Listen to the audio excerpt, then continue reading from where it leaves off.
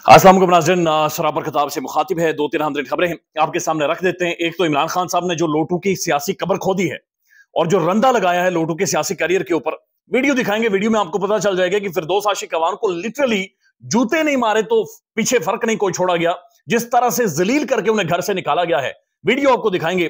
Captain Safdar जा रहे हैं एक जगह पर और आगे एक बच्चा खड़ा हो जाता है, दोनों तरफ उसने तहरीक इंसाफ के झंडे उठाए हुए हैं। उस वीडियो के अंदर बड़ा गहरा मैसेज है, बड़ा गहरा मैसेज है और पहली दफा ऐसा महसूस हुआ कि शायद ये मुल्क बदलेगा। एक उम्मीद भी उस वीडियो से पैदा हुई है।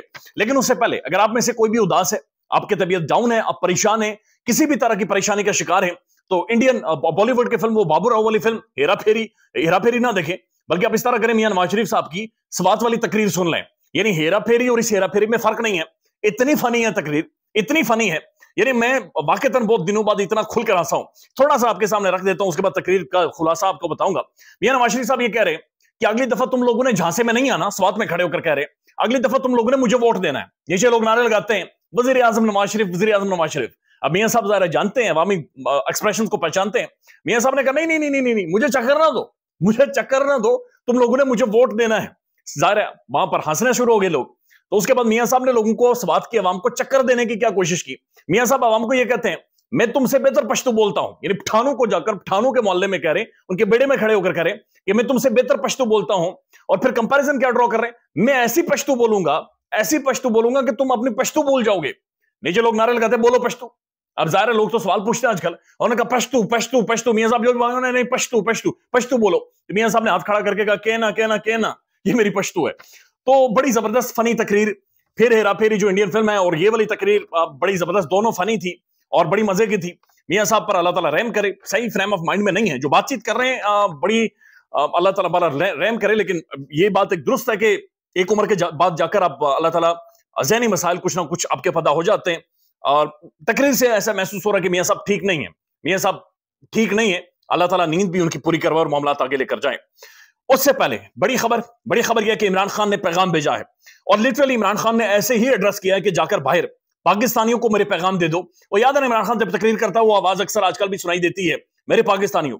तो मेरे पाकिस्तानियों करके खान आप सबको मुखातिब कर रहा है। और ये खान किसी अपने पार्टी वर्कर से, वो जो वर्कर्स होते हैं इनके, जो ओहदे लेते हैं, उनसे मुखातिब नहीं है, अपने वोटर सपोर्टर से मुखातिब है, आप लोगों से मुखातिब है, आप में से हर बंदे से मुखातिब है। आप में से हर बंदा जो खान के लिए रोया है उसके लिए पैगाम है खान का कि गोली मारो मेरे ऊपर केसेस को, गोली मारो इन सारी चीजों को, मुझे सजा हुई है या नहीं हुई, गोली मारो सारे गुस्से को, डिबेट को, बहस को। सिर्फ एक काम करना है कि अगले 3 दिन जो जो तहरीक इंसाफ का कैंडिडेट है उसका जो भी इंतखाबी निशान है, आपने घरों के अंदर जाना है और मेरा पैगाम जाकर देना है कि जनाब ये मेरा कैंडिडेट है और आपने इसे वोट देना है। तरीका बड़ा आसान है, या तो अपने पड़ोसियों के वहां चले जाए, बाजार में चले जाए, जो भी बंदा आपसे मिले उसे बताना है कि जनाब ये बंदा है, आपने इसे वोट देना है।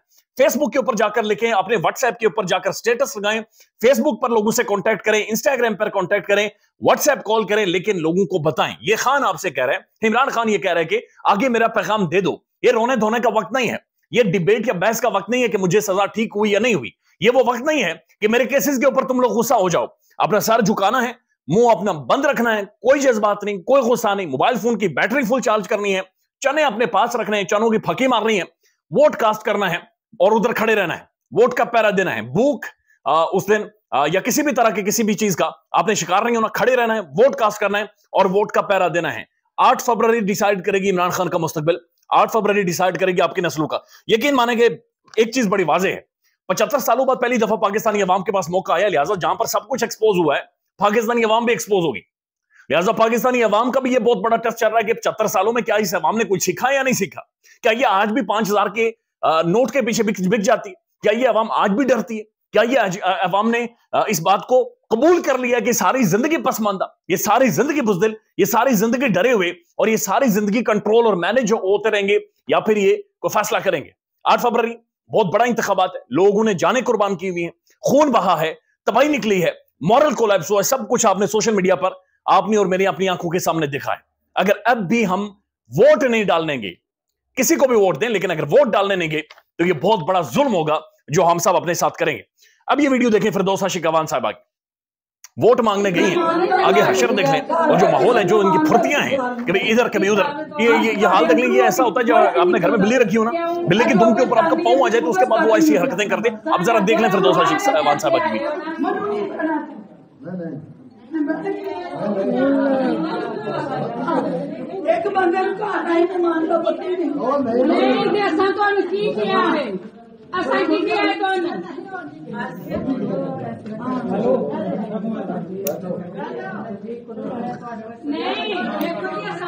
अभी शायद आप में से बहुत सारों को समझ ना आ रही हो कि वो क्या कह रही हैं। वो बुनियादी तौर पर ये कह रहे हैं कि तुम्हारे अंदर इमरान खान ही नहीं निकलता, यानी वहां पर वोट मांगने की जहांगीर खान 3 औरों के लिए, और आगे लोगों ने ज़ाहिर फेंटा लगा दिया, लोगों ने ज़ाहिर सवाल पूछ लिया, लोगों ने कहा जनाब ये क्या कर रही हैं आप, ये किधर। तो ये जो लोटू का कैरियर था इसके ऊपर इमरान खान ने रंदा फेर दिया, यानी लोटू का कोई मुस्तकबल नहीं है, लोटे जलील हो रहे हैं और ऐसी जलालत हो रही है कि शायद कोई चोर भी इस तरह से जलील ना हो। ये जब तहरीक इंसाफ की स्पोक्स पर्सन थी और खान साहब के दाएं बाएं बैठा करती थी और खान साहब की ये माला जपते थे, माला लिटरली माला जपते थे, प्रोटोकॉल लेते थे, गाड़ियां पेट्रोल फ्री, तनख्वाहें फ्री, बड़े बड़े कारोबार इनके, बिजनेसेस शशके इनके, अहम तरीन लोगों के साथ इनकी मुलाकातें हो रही है और अंदर से ये सारे फ्राडिये निकले।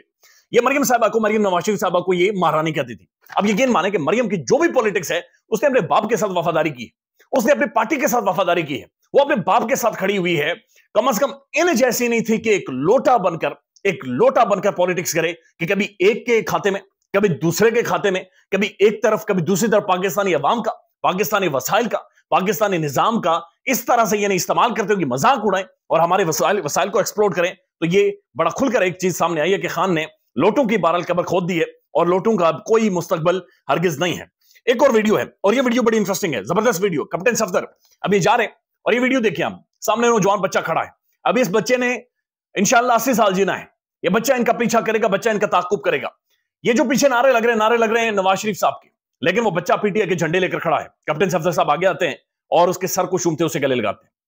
आप यकीन माने कि बहुत जख्मी है ये मुल्क, ये बहुत जख्मी है नौजवान, ये मुआशरा बहुत जख्मी है, बहुत ज्यादा जख्मी है। इस बच्चे को पता था कैप्टन सफदर आ रहा है, इस बच्चे को पता था कि नवाज शरीफ का जलसा है, लेकिन फिर भी वो तहरीक इंसाफ के झंडे लेकर गया। ये बहादुरी है, ये दिलेरी है, ये वो नस्ल है जो चैलेंज कर रही है, ये वो नस्ल है जो इस निजाम के सामने मत्था लगाकर खड़ी हो गई है। जरूरी है गले लगाने की, जरूरी है ये सियासी बर्दाश्त लेकर आए। यकीन माने कि आम लोग मारे जाते हैं, तहरीक इंसाफ का कारकुनों मारा जाता है, नून लीग का कारकुनों मारा जाता है, मौलाना फजलुर रहमान का कारकुनों मारा जाता है। जब भी पाकिस्तान के अंदर रजीम चेंज हुई है या हुकूमतें गिराई जाती हैं, आम लोग मारे जाते हैं, आम लोग गुर्बत की लकीर में तबाही उनकी निकलती है। यानी इस टाइम नून लीग का बंदा भी उतना महंगा पेट्रोल खरीद रहा है जितना पीटीआई का खरीद रहा है। आम लोगों की कोई औकात नहीं है, आम लोगों की कोई हैसियत नहीं है। नून लीग का भी उतना ही जाकर कोर्ट कचहरियों में अपने पांव और उसकी सर घिस जाता है, उसकी जूती घिस जाती है जितनी पीटीआई की या मौलाना फजलुर रहमान साहब की कारकुन की। एक आम लोग सारे बराबर होते हैं, सारे इक्वल होते हैं, आम लोग इक्वल होते हैं। लिहाजा बराए मेहरबानी इस वीडियो को शेयर भी करें और ये जरूरी है, ये ऐसा रवैया होना चाहिए, सियासी बर्दाश्त होनी चाहिए, सियासी तौर पर अकोमोडेट करें, क्योंकि ये मामला जो मुल्क के अंदर हो रहे हैं ये सियासी नहीं है, ये सियासी लोग नहीं करते, बड़ी बदकिस्मती है।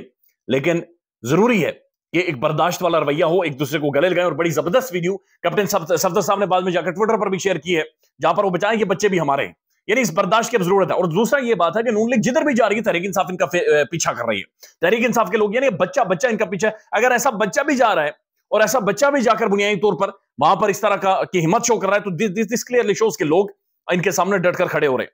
अब मियां नवाज शरीफ साहब जिनके बारे में अल्लाह ताला उन्हें आसानियां पता करे, गुस्सा भी है और गुस्से में वो मजाइया भी बन जाते हैं, लेकिन उनका जो शुगल है, उनकी जो सीरियसनेस है शुगल लगती है। स्वात के अंदर उन्होंने जलसे से तकरीर की है, बदला कोई आया ही नहीं था, मखसूस एंगल से 3-4 फ्रेम्स में कैमरे लगाए गए जो कि हमेशा लगाए जाते हैं, उसी से चीजें चलाई जा रही हैं। लेकिन बहरहाल मियां साहब की तकरीर सुनने, मियां साहब ने 3 पर्चियां हाथ में उठाई हुई हैं, 1 2 3। एक पर दालों की कीमत लिखी हुई है, एक पर चीनी की कीमत लिखी हुई है, एक पर यह कि मियां साहब ने टनल्स कितने बनाई हैं, मियां साहब ने मोटरवेज कितने बनाई हैं, मियां साहब कितने जहाज बनाएंगे और कितने जहाज नहीं बनाएंगे, ये सारे पर्चियों के ऊपर लिखे हुए हैं। पर्चियां कम से कम बंदा अपडेट कर देता है, लेकिन बहरहाल वो नहीं करते। मियां साहब ये कहते हैं, पहले कहते हैं अस्सलाम वालेकुम, जब अस्सलाम वालेकुम का जवाब आता है तो फिर ये कहते हैं ये नवाज शरीफ है, ये अपनी आवाम से बड़े प्यार से अस्सलाम वालेकुम करता है, फिर कहते हैं अस्सलाम वालेकुम। मुझे वो चाहत फतेह खान ला भी याद है, अस्सलाम वालेकुम, उस तरह का अंदाज।